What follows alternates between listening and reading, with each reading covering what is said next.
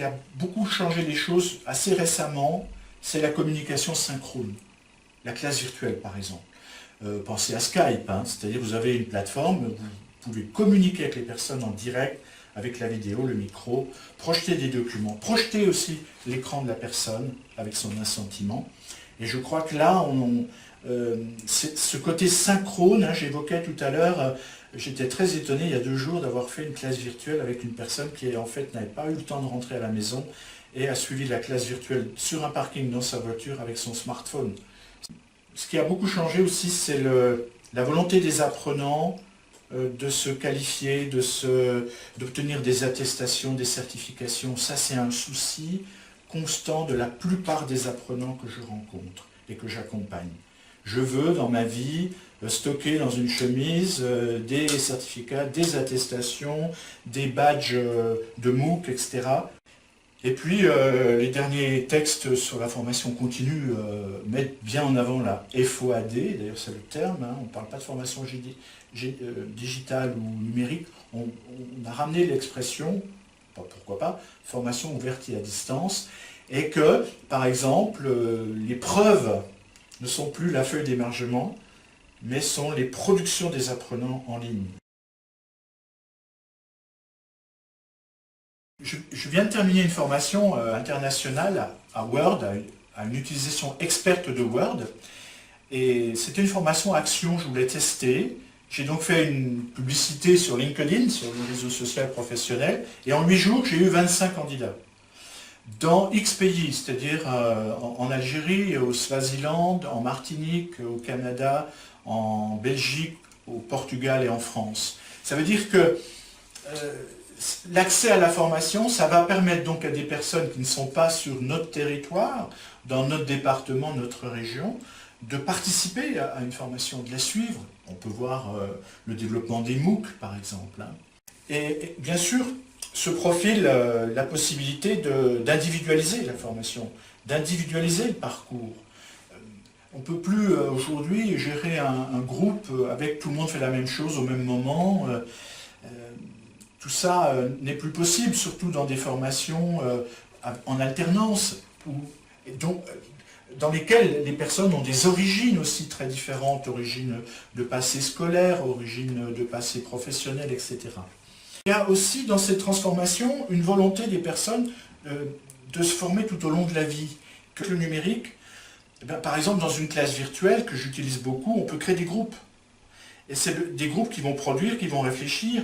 Le formateur se met en stand-by et ce sont les personnes qui vont participer à leur formation. Mais vous me direz, dans le présentiel aussi, on peut faire ça. Hein. C'est-à-dire que c'est pour ça que c'est peut-être le noyau le plus délicat, la transformation pédagogique. Parce que ça ne tombe pas sous le sens. Il faut peut-être déjà opérer une transformation pédagogique en présentiel, travail par groupe, etc. Donner une place plus importante à l'apprenant. On voit souvent ça dans la littérature. L'apprenant au centre du dispositif, bon, ça peut rester lettre morte. Hein. Moi, ce que j'observe, c'est qu'on ne dote pas le formateur de suffisamment d'outils, par exemple. On voudrait qu'il soit capable tout de suite de produire des ressources interactives, vidéos, etc. Mais non, mais derrière, c'est pas un nouveau métier, mais c'est une nouvelle compétence. On va transformer l'entreprise formation, c'est-à-dire l'organisme de formation lui-même, doit avancer et réfléchir sur l'hybridation de ces formations et les conséquences, si vous voulez, par exemple sur ses formateurs, mais aussi sur sa pratique administrative, d'inscription sur une plateforme, etc., de se doter d'outils qui vont permettre cette transformation digitale, quelque part. Hein. On veut rendre les gens actifs, quand on disait tout à l'heure la phrase un peu bateau, l'apprenant au centre du dispositif, pour que ce soit vrai, il faut que les personnes produisent, par exemple. Soit individuellement, soit en groupe. Par exemple, produire un diaporama d'une dizaine de diapositives qui va être une synthèse de travaux réalisés, de lecture, de réflexion. Donc, ces gens vont produire et vont exposer le fruit de leur travail, soit en présence, soit à distance, lors d'une classe virtuelle. Et là, si vous voulez, on crée une dynamique, on crée une responsabilité des apprenants qui, en général, mordent à l'hameçon et deviennent vraiment beaucoup plus acteurs de leur formation que de rester à écouter ou à à subir des diaporamas à longueur de temps. Ben, se pose la question de la vie et de la survie d'un organisme. Si le nombre de personnes se tarit, c'est-à-dire si on a moins en moins de jeunes à former, on peut mettre en péril son établissement. Donc c'est sûrement un levier intéressant que le potentiel de stagiaires éventuels soit élargi grâce à la toile. Les gens à qui on a affaire, des jeunes ou moins jeunes, ont une habitude d'utiliser les technologies numériques. On ne va pas les froisser si, par exemple, on fait une classe virtuelle en utilisant le smartphone. Je dirais que oui, il y a une opportunité aussi, c'est la professionnalisation des formateurs, par exemple. C'est-à-dire que le formateur, alors quand je dis formateur, formatrice, formateur, messieurs, dames,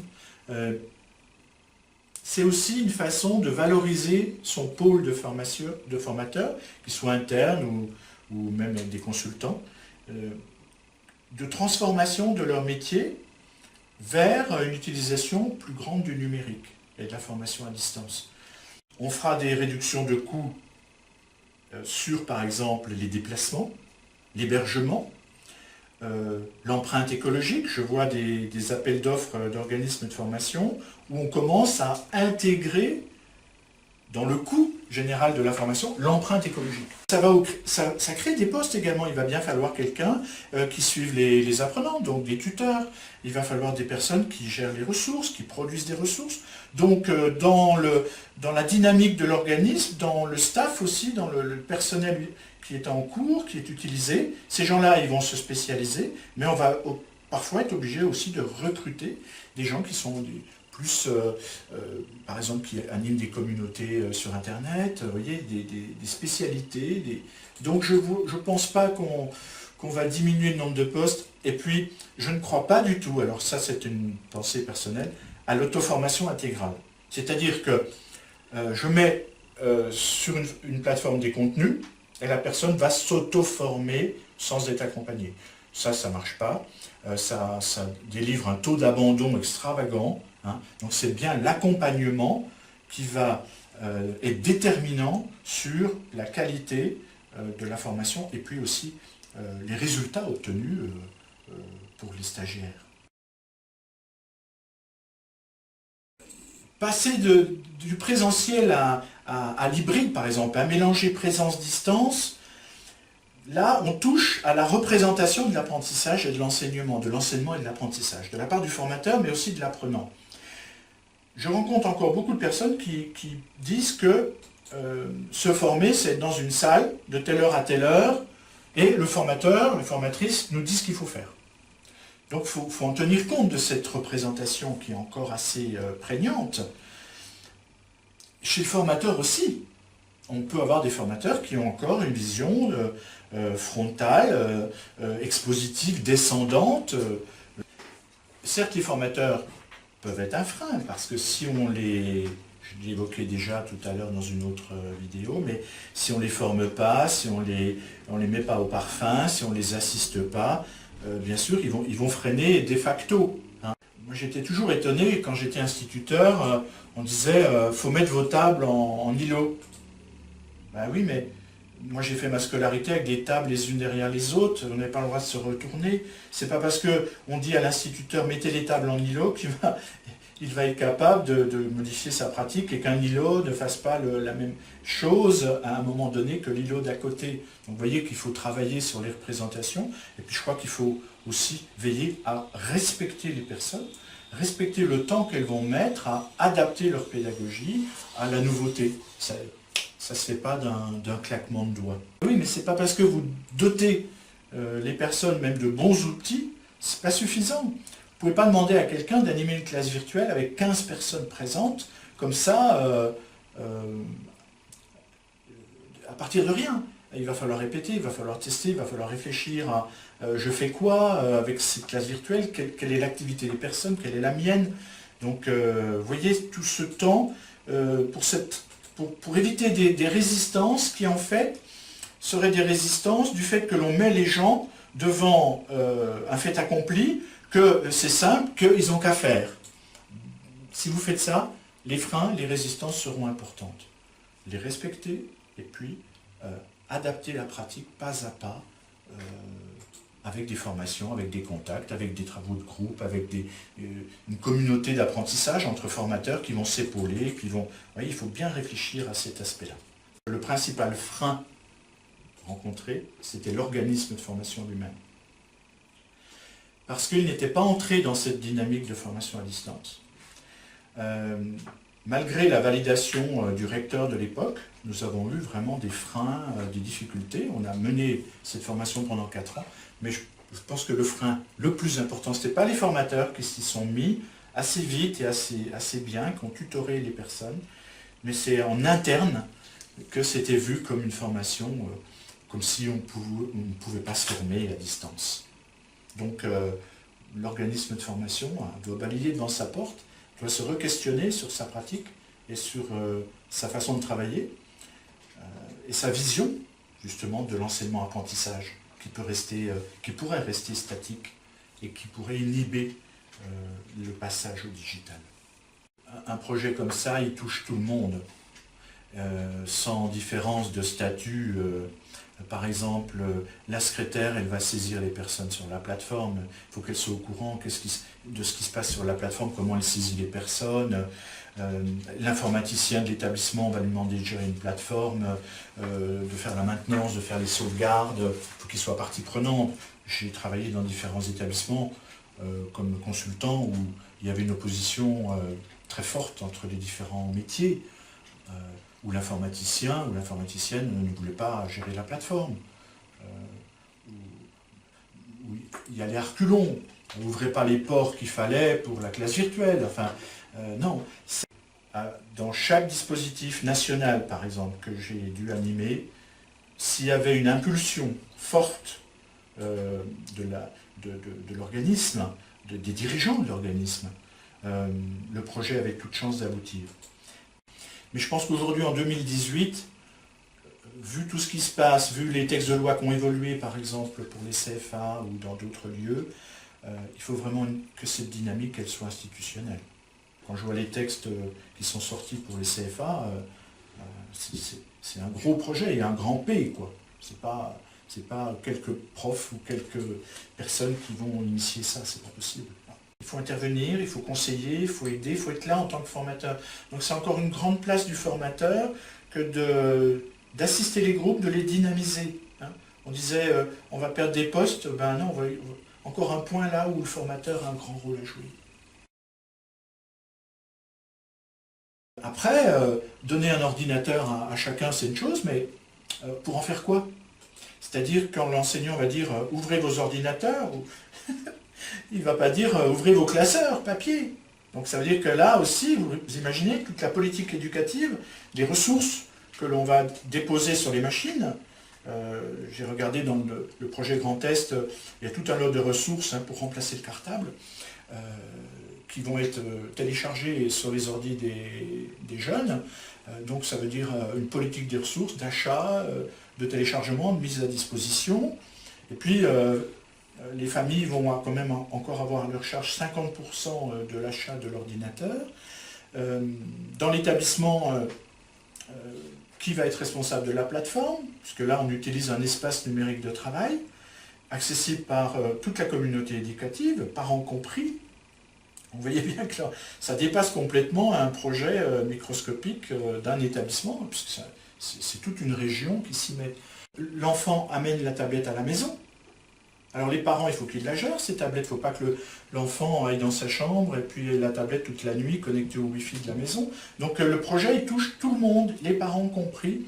Donc vous voyez que c'est vraiment un écosystème qui va concerner tout le monde, toute cette communauté. Dans ce projet également, mais d'autres, l'enseignant, on lui dit, eh bien, écoutez, à la rentrée de septembre, vos cours, ils sont sur l'ENT, sur l'espace numérique de travail, et puis les jeunes vont se connecter, vont télécharger vos exercices, vos contenus, vos cours. Oui, mais ça veut dire que l'enseignant les numérise, ça veut dire qu'il dépose, ça veut dire que aussi on va voir sa pratique. Et puis il va mettre le cahier de texte aussi de la classe. Donc on va visualiser de l'extérieur, par en compris, la pratique de l'enseignant, chose qu'on ne voyait pas avant. Le point incontournable aussi, c'est de faire bien attention à la technologie. J'ai vu des gens se lancer dans des technologies trop pointues, qui étaient trop en avant par rapport à la technologie lambda. C'est-à-dire on va prendre une plateforme ou une classe virtuelle qui nécessite des débits qu'on n'a pas. Donc éviter ces mauvais choix techniques qui après peuvent faire tomber, et ça je l'ai vu dans plusieurs organismes qui ont fait des choix techniques, ça dure 1 an, 2 ans, 3 ans, les usages n'avancent pas parce que la technique pose problème, soit elle est trop en avant ou trop en arrière, et du coup c'est toute l'idée de digitaliser la formation qui va tomber. Je trouve que l'implication des décideurs bouge beaucoup sur la prise de conscience de la réalité de cette modalité de formation, de sa pertinence, de son impact sur l'apprentissage. Donc ça, c'est à mon avis un facteur majeur. Je pense qu'aussi on va professionnaliser plus les formateurs, c'est-à-dire qu'on va les former pour qu'ils deviennent des formateurs hybrides, hein, qui soient capables de gérer l'hybridité. Une statistique française indique que la connexion par Internet via le smartphone a dépassé en volume la connexion par Internet avec un ordinateur. Donc vivons avec notre temps, et cet outil que malheureusement on veut interdire à l'école et au collège, sauf dans les activités pédagogiques, heureusement, cet outil va être notre lien sûrement premier dans la formation. Le lieu de formation va être un lieu beaucoup plus communicant. Il n'y aura pas que les contenus disciplinaires, si vous voulez, ou techniques, hein, si je suis en formation électricité ou autre. Il y aura tout cet environnement de communication avec cette communauté qui va faire de la formation quelque chose de sûrement beaucoup plus dynamique, pour laquelle la personne aura plus d'envie, sûrement de facilité à s'impliquer, que plutôt de subir une formation. Bon. Mais ça dépend aussi du projet pédagogique et puis dans la façon dont on va imaginer les parcours et la place de la personne dans le parcours. On est parti du référentiel national C2I2E. 28 items, des domaines, et on doit valider 23 items sur 28 et pas plus de 2 items non validés dans un domaine. Et ça les a questionnés, c'est-à-dire on n'a pas 100% de réussite, on a 23 sur 28, ça suffit pour être validé. Donc par exemple, je fais aussi des formations de formateurs au B2I adulte, et là c'est 70% des items qui doivent être validés. Donc un référentiel, des travaux à faire en fonction du référentiel, et je vais valider, alors par mes écrits, parce qu'on utilise un blog par exemple, y compris pour le B2I adulte, la personne écrit des billets dans son blog pour attester d'une compétence, et elle valide pas à pas avec son formateur des items du référentiel. Et on arrive à un moment à obtenir l'attestation ou la certification. On n'est plus du tout dans l'idée de l'examen final, qui va être sommatif. Là, on est plus sur un cursus de validation pas à pas de compétences avérées, et ça me semble beaucoup plus intéressant. Et ça aussi, pour le formateur, c'est aussi parfois un nouvel apprentissage de se mettre dans cette idée de validation de compétences, de validation d'items. Mais les gens, je trouve, s'y mettent assez vite. Un passeport de compétences qui va nous suivre même tout au long de la vie. Hein. D'où la naissance déjà il y a quelques années des portfolios, de tous ces outils-là, où je me construis pas à pas, je valide pas à pas mes compétences.